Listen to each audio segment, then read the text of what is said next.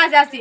হ্যাঁ, ভাঙার মধ্যে কি ভাঙছি বুঝিনি। জীবন আমার প্রথমে আমি ওকে জিজ্ঞেস করতে গেছি, আমার স্বামীর সাথে যখন ও কন্ট্যাক্ট হয়েছে আমি ওকে ঘুরে জিজ্ঞেস করবো না যে আমার জীবন তোর সাথে কেন কি কন্ট্যাক্ট হয়েছে, আমি ওকে ওর বাড়িতে যাই আমি জিজ্ঞেস করবো না? তার ছেলেকে সে শাড়ি থুইছে, আর আমার বুকের সন্তানকে দুধ খাওয়া সন্তানকে এর থুই তার ছেলেকে সে শাড়ি থুইছে, তা আমি তার কাছ থেকে শুনবো না?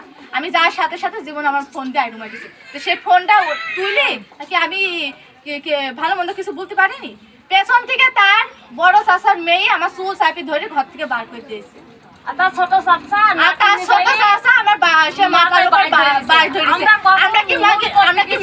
নাম কি? ছোট চাচার নাম কি?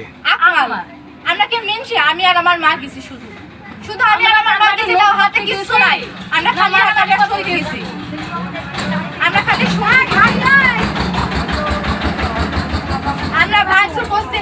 আমরা কি পুরুষ যে যাই আমি লাঠি ভাড়া নিয়ে যাই তার কাছে ভাঙিছি, তার আমি এটা করেছি? আমি কি পুরুষ না? আমার হাতে কিছু ছিল। আচ্ছা, এখন তুমি কি বিচার চাচ্ছ এই অপরাধের?